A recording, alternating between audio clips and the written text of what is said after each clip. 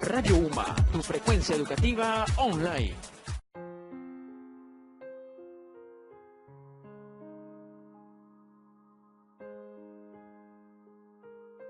Estamos en el programa de Derecho con Voz y nos acompaña esta mañana la licenciada Gladys Zelaya. Hola, licenciada, buenos días. Muy buenas tardes. ¿Qué hizo en las vacaciones, licenciada? ¿Qué tal? Pues la verdad es que tuvimos la oportunidad de descansar bastante, lo cual es muy productivo, porque eso nos permite venir ya con nuevos ánimos, con nuevos brillos para continuar el trabajo. Sí. ¿Y qué hizo en las vacaciones? Cuénteme. Descansamos, anduvimos un rato allá por Apaneca, por Ataco, zonas turísticas muy bonitas, muy recomendables. recomendables. Entonces, en tiempo de caliente, ¿verdad? La pasamos muy bien. ¿Y la playa? Eso no, eso queda para otra ocasión. Ok, perfecto.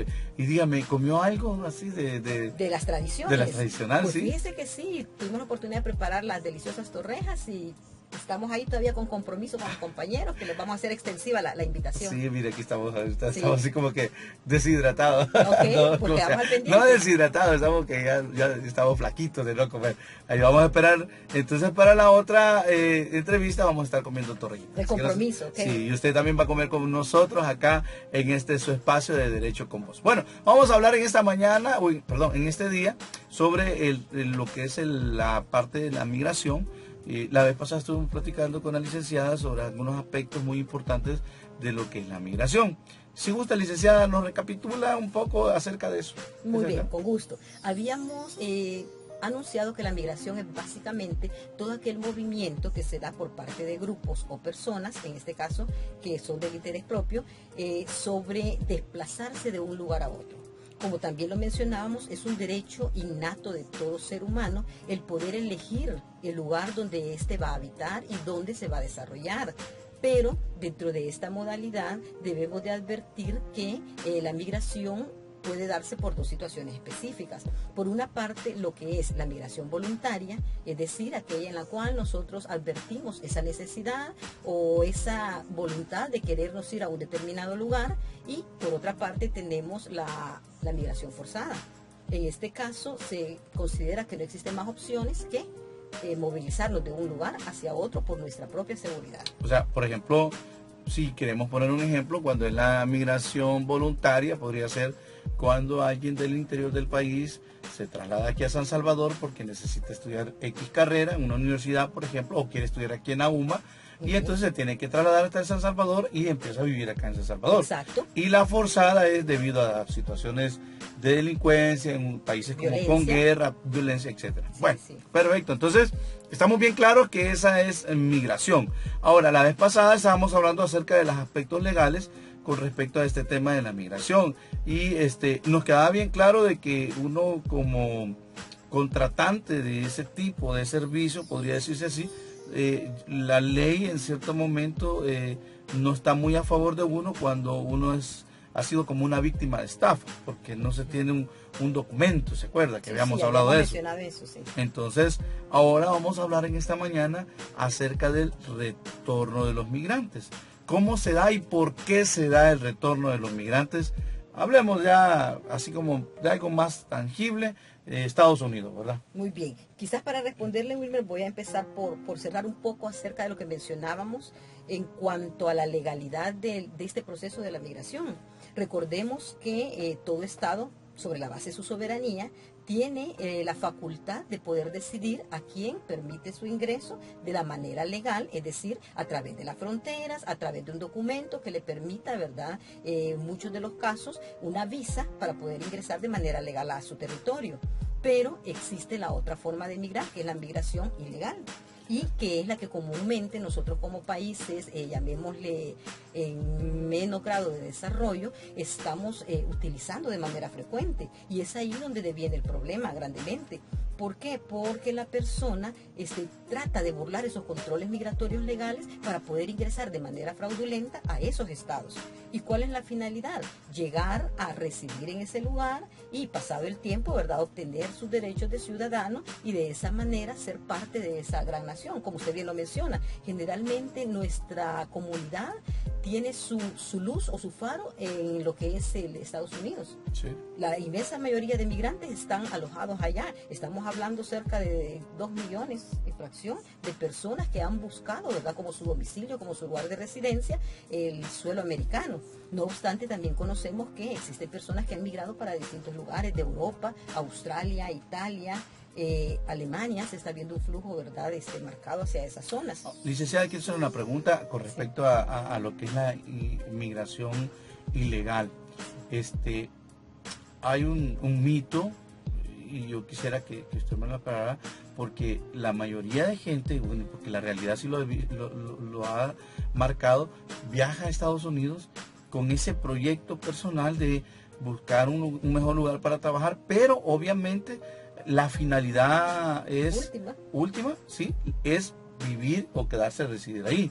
Ahora, vemos tantos esfuerzos en el gobierno de Estados Unidos, en los varios gobiernos de Estados Unidos, donde incluso en este último, que con este señor presidente Donald Trump, en el cual él ha creado leyes muy duras para poder evitar ese tipo de migración.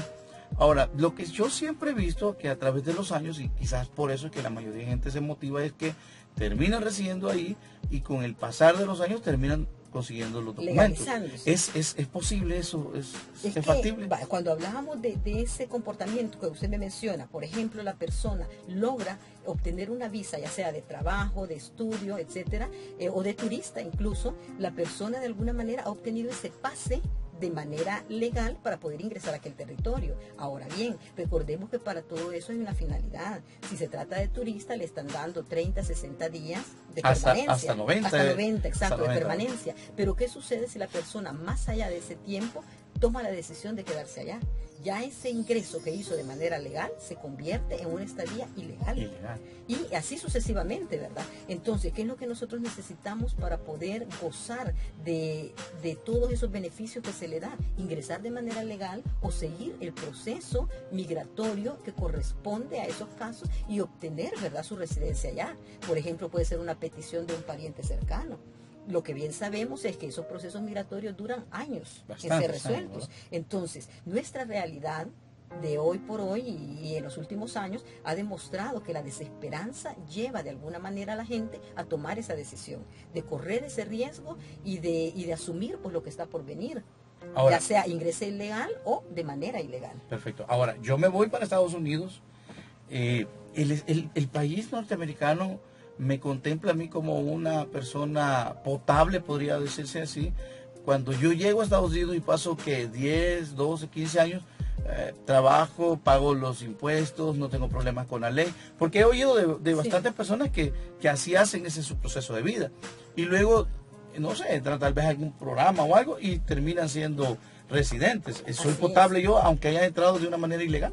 Eso dependerá de las condiciones en que se haya venido manejando la situación de estancia. Como usted bien lo dice, si ellos se acuerpan o buscan, ¿verdad?, la protección, como para el caso del TPS, ¿verdad?, que como todos sabemos no tiene mayor vigencia, sino que a partir del 2019 ya se visualiza que ese programa realmente va a fallecer, pues, porque es un programa que pretende regresar a sus lugares de origen a toda aquella comunidad que de manera ilegal estaba asentada allá en territorio estadounidense. O sea, que era una estadía legal, pero temporal. Exacto. Para todas esas personas. Porque eso surgió a raíz de los terremotos de 2001. Entonces, esas condiciones que la naturaleza propició fueron temporales.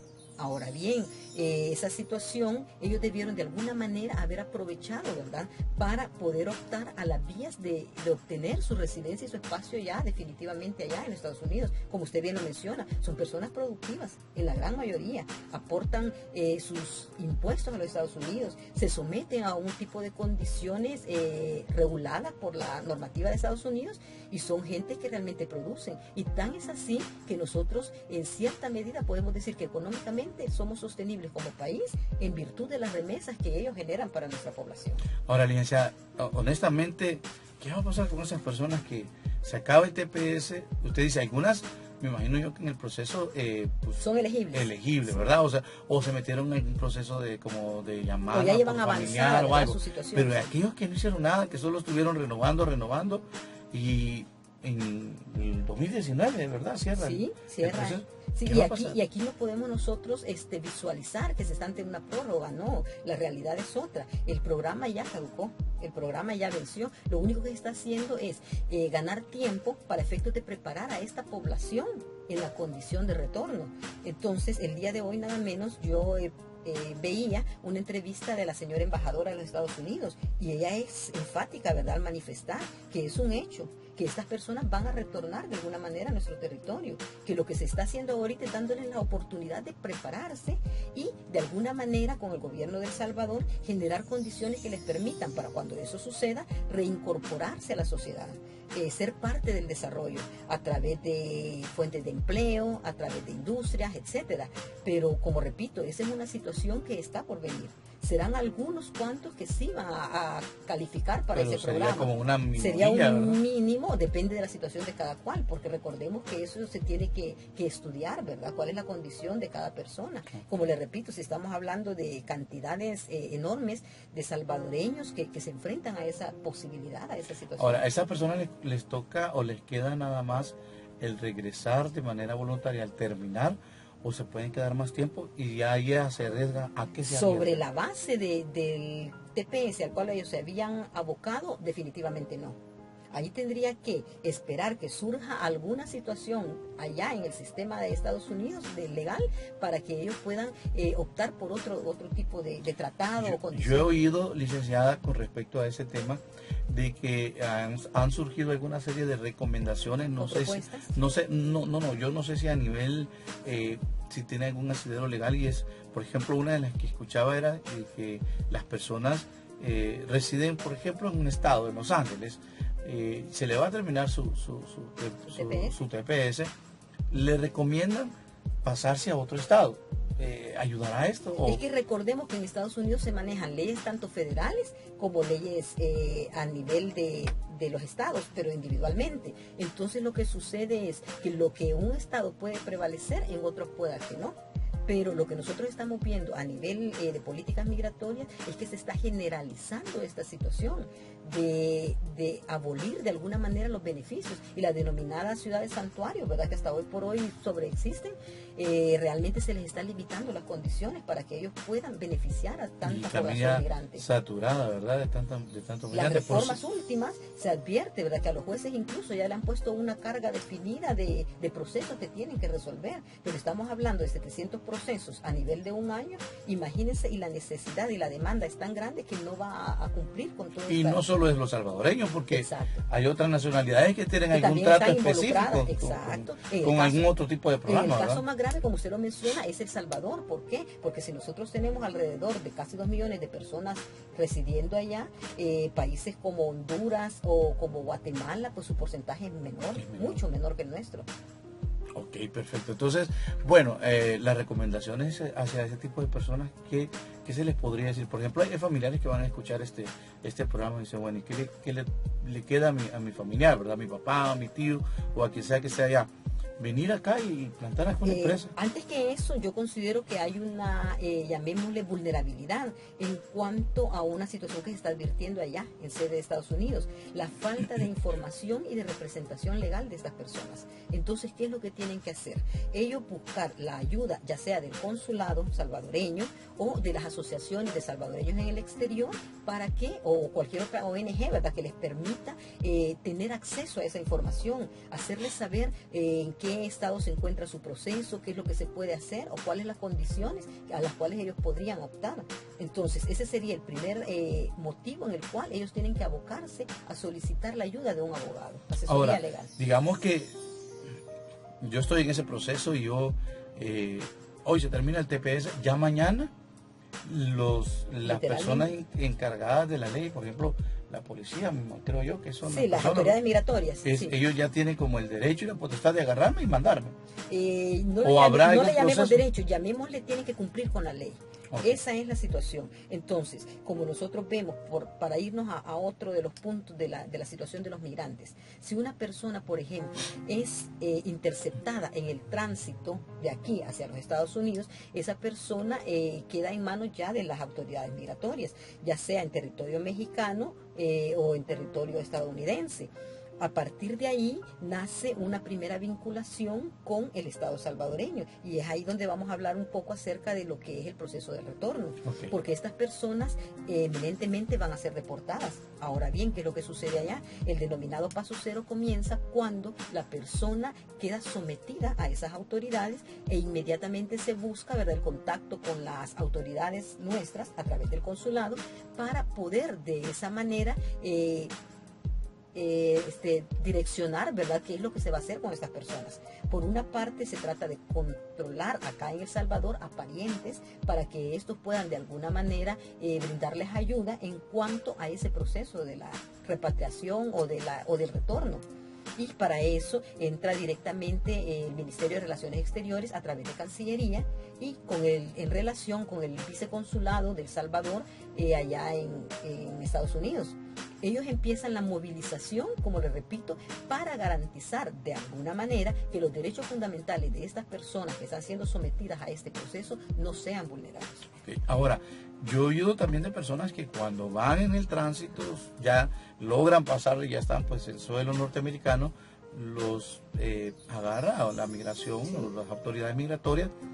Ellas pueden optar por un proceso de la justicia norteamericana, es decir, llegar ante un juez, o siempre tiene que llegar ante un juez para, aunque sea para la deportación. Le comento esto porque he oído de muchos casos de que dicen, bueno, yo iba con mi niño y yo me dejo agarrar. Eso es como que lo normal. Y los famosos coyotes, ¿verdad?, llamados acá en El Salvador, bueno, le dicen a las mujeres, cuando usted ya está allí, la voy a dejar, corra y que la agarren. Exacto, pero que la agarren con el niño, sí, con la niña, ¿verdad? ¿Qué tiene que ver? Lo que sucede es que, si nosotros recordamos, durante la administración del expresidente Barack Obama, se pretendió, bajo la modalidad de la reunificación, darle prioridad a los niños y adolescentes para que estos, que habían sido mandados a traer por sus padres o familiares, tuvieran esa posibilidad de ingresar al territorio bajo una modalidad especial. Ahora bien, sucede que estas personas que una vez son, digamos, aprendidas por las autoridades migratorias, lo que en primer momento se trata de hacer es disuadirlos para que ellos de manera voluntaria firmen el consentimiento de ser repatriados a su lugar de origen. En muchos de los casos, sí, estos pueden ir hasta corte, ¿verdad?, a través de los jueces de las autoridades migratorias de los Estados Unidos, pero generalmente es eso lo que sucede, que básicamente a la persona la conminan a que voluntariamente, entre comillas, ¿verdad?, él tome la decisión de querer regresar. Y es ahí donde empieza, como le digo, la representación del Estado salvadoreño mediante las autoridades correspondientes. Entonces tienen la opción de decir, bueno, me agarraron y ni modo, perdí el vuelo, perdí el viaje, me regreso. Pero y las personas que dicen, no, yo no lo firmo.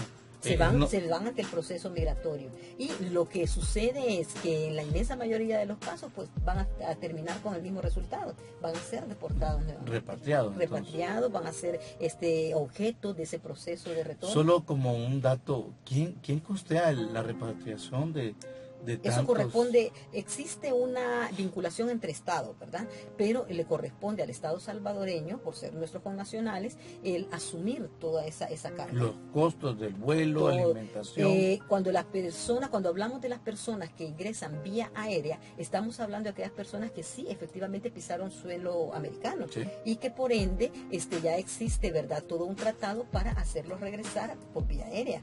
Pero cuando nosotros estamos hablando de la migración terrestre, hablamos de aquellas personas que fueron interceptadas en el tránsito y que son procedentes generalmente vía México. Entonces, esas personas son traídas al territorio en autobuses, y están desde allá viajan hasta acá, acá El Salvador, y lo que se pretende es garantizarle que esas condiciones de su dignidad, del buen trato, su salud y todos los derechos fundamentales que le conciernen sean respetados. Bueno, obviamente no las traen en buses Concord, ¿verdad? Traen buses normales. Pues se supone que vienen en condiciones no óptimas, pero sí aceptables, ¿verdad? Ahora bien, ¿qué representa todo esto? Pongámonos nosotros en la medida de la persona que está sufriendo todo ese proceso. Sí. Los traumas y las consecuencias que trae esta situación. En primer lugar, desde el momento que la persona toma la decisión de emprender ese viaje, y dejando por fuera, ¿verdad?, los peligros, los obstáculos a los cuales se va a enfrentar, esa sola decisión ya le genera una primera condición de vulnerabilidad. Ahora bien, todo lo que suceda en ese transcurso o en ese tránsito, básicamente corre bajo su propia responsabilidad. Porque como nosotros conocemos, ¿verdad?, a las personas que trafican, sí, y que hacen de un negocio lucrativo esta situación, lo que ellos hacen en la mayoría de los casos es incumplir.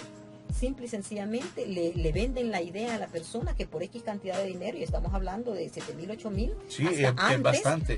Antes de las nuevas disposiciones migratorias, porque hoy se dice que andan alrededor de $10.000 a $11.000, ¿verdad?, para continuar con ese flujo de la migración. Yo diría, mejor poner un negocio. Ahora bien, pero ¿qué sucede en la mente de estas personas que toman esa decisión? Asumen ese riesgo. Y ese riesgo, como le digo, se queda corto con todo lo que está por venir. Yo le comentaba en el programa anterior, o sea, en cuanto a la vulnerabilidad de las jóvenes, las adolescentes, las niñas, las mujeres que se someten a eso, e incluso hombres también. Yo creo que, licenciada, aprovechemos esta oportunidad y podemos quedar pactados para que en una próxima entrevista podamos hablar sobre, así como en detalle, de todas esas situaciones, quizás por experiencias de lectura y estadísticas, sobre qué es lo que le puede suceder de aquí hasta llegar a Estados Unidos, suponiendo que logre pisar el suelo norteamericano, ¿verdad? Cuando no lo logre, el peligro es el mismo. Hasta llegar, por ejemplo, al río Bravo. El famoso río Bravo. Río Bravo, o esta locomotora, la bestia que le llaman, ¿verdad? Que es... Eso, mire, es lo que se le denomina un verdadero drama humano. Y quizás aquí voy a adelantarme un poquito en cuanto al tema. Nosotros como Universidad Modular Abierta realmente estamos interesados en asumir, ¿verdad?, una situación o un rol de responsabilidad social en cuanto al hecho de estar informados sobre este tema. Y se ha generado una investigación en el año 2017, que recién concluimos, en la cual se tocó este tema precisamente, y eso nos permitió darnos a conocer o informarnos de mejor manera qué es lo que sucede en torno a este tema de la migración. Tuvimos la oportunidad de tener el acercamiento, ya sea con autoridades, instituciones públicas de nuestro país, así como ciertas ONG, con alcaldías municipales de determinados sectores, con el propósito de llegar a conocer qué es lo que sucede realmente con estas personas que, bajo esa modalidad de ser vulnerables, asumieron ese riesgo, y qué es lo que sucede con ellos una vez reingresan al país. Sería bueno que en esta próxima reunión, en esta próxima entrevista, podamos hablar sobre ¿y ahora qué? Ya cuando estoy ya acá en El Salvador, perdí los 10.000, ya no tengo derecho a otro vuelo, a otro viaje, ¿verdad? Y perdí todas mis oportunidades de trabajo, si es que tenía. Las deudas, bueno, se fueron con una X cantidad de deudas, al regresar tienen más deudas. Esto de plano que la de no acabar, ¿verdad? Toquemos lo que usted bien menciona, la vulnerabilidad de estas personas. Como usted dice, regresan en peores condiciones de aquellas en las cuales se fueron. ¿Qué hace primero la sociedad? ¿Qué hace el Estado? Y las instituciones? Sería buen tema, ¿verdad? Ahora, yo creo que le puedo proponer a toda nuestra audiencia que para el próximo miércoles, de aquí al próximo miércoles, porque ya casi estamos terminando la entrevista este día, puedan ustedes ponernos en el Face, en nuestro Face, en nuestra fanpage, preguntas acerca de cuestión migratoria. La licenciada es experta en este tema. Así que dejémoslo experto. Estamos conoce muy bien, ¿verdad? Conoce muy bien. Ok. Sí. Y eso es bien importante porque fíjese que hay personas que teniendo visa perdieron la oportunidad de renovarlas. Y yo he escuchado en otras situaciones que dicen, solo era de meterla al buzón. Pero como no se habían informado, perdieron la oportunidad.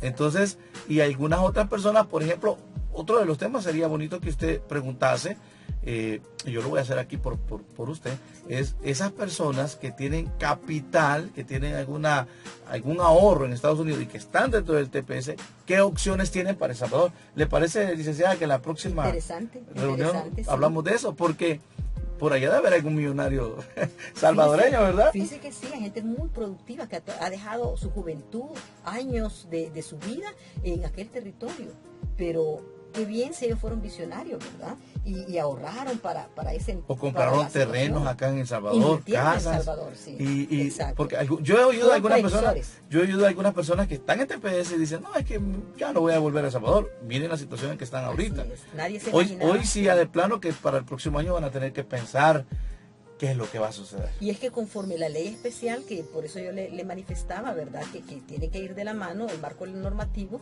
existe una ley especial de protección para el desarrollo de las personas migrantes. Pero dentro de esta ley se hace referencia a que aquellas personas que retornan al país tienen la posibilidad de ingresar un margen mínimo de su capital. Estamos hablando de $20,000. ¿Y qué pasa con aquellas personas que hicieron toda su vida allá, verdad? Y que tienen esos ahorros, esas cantidades. Lo que estamos advirtiendo hoy por hoy, que el tráfico de las remesas se está incrementando. Y es precisamente por esa situación. Porque ellos están anticipando, ¿verdad? A través de sus familiares, el poder mandarles a mayores cantidades de dinero y tener un colchón, como nosotros le decimos. Y es lógico, pues, ellos por eso han trabajado en su patrimonio, en su esfuerzo. Ahora, a mí me daría miedo, honestamente, y esto es un problema de la sociedad. Estaba viendo ahora, licenciada, y le quiero comentar, me metí a varias páginas de noticias. Hay algunas páginas de noticias que como que les están pagando para que saquen solo cosas negativas de El Salvador.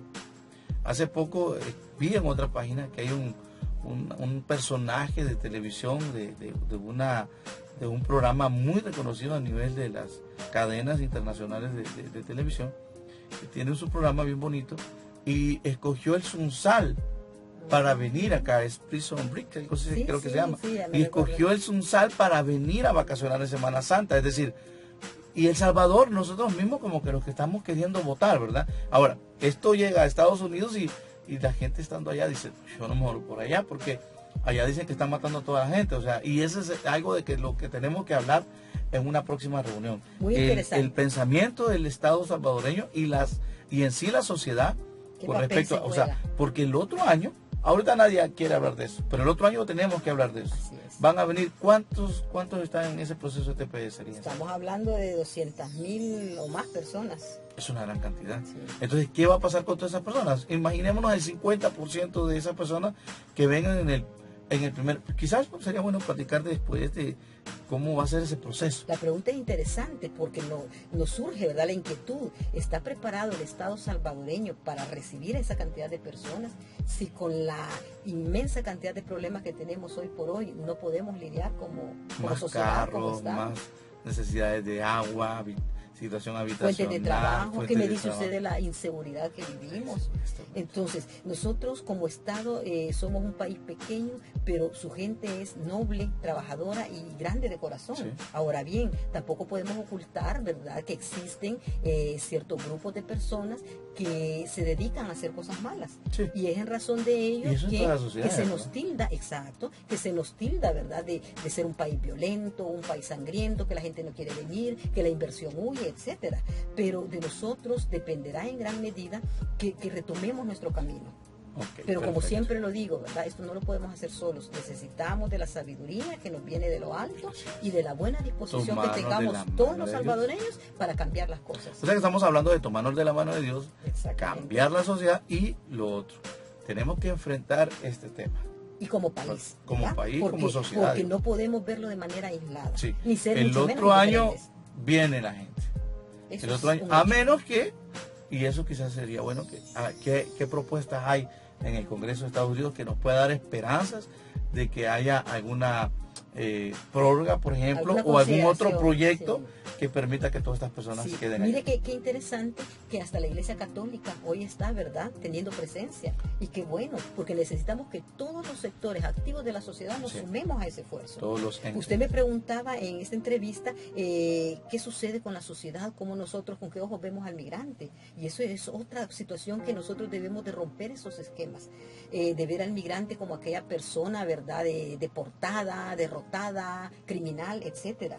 Porque lo que para nosotros son crímenes realmente graves u ofensivos, allá en Estados Unidos, bajo la modalidad de las felonías, ellos por una mera infracción de tránsito pueden deportar a la persona. Y entonces no es cierto, ¿verdad? Que todas las personas que vienen son delincuentes. Tenemos que quitar esa etiqueta. Como hacer una estigmatización. Exacto, una estigmatización. Entonces como sociedad tenemos que quitarnos esas barreras y por el contrario. Al final son nuestros hermanos. Exacto, a eso iba yo. Somos hermanos y tenemos que sacar adelante nuestro país. Sí, y el detalle es que de la forma en que lo veamos, pues es el resultado que vamos a tener. ¿O es positivo o es negativo? De nosotros depende. Bueno, muchas gracias por haber estado con nosotros. Ha estado con nosotros la licenciada Gladys Zelaya. Es un tema muy amplio. Creo que trae hasta mucha pasión porque la verdad es que peligro. Si es su trabajo el que está en juego el otro año y también son nuestros familiares, nuestros hermanos salvadoreños. Así que es un buen momento, creo yo, para empezar a platicar el tema. Creo que muchos entes de la sociedad están ya tocando el tema, ¿verdad? Ya están generándose conciencia social y eso es bueno. Licenciada, unas últimas palabras para nuestra audiencia. Pues bien, nada más decirles que nos mantengamos siempre informados. Es importante saber en qué medida nosotros podemos ser entes productivos.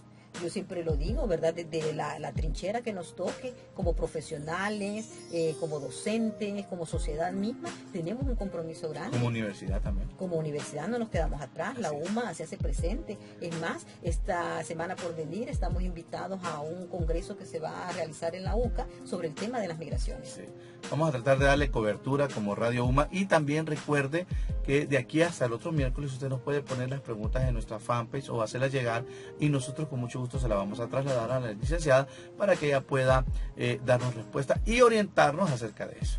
Muchas gracias, estuvo en este espacio del Derecho con Vos, que Dios me los bendiga, nos vemos hasta el próximo miércoles.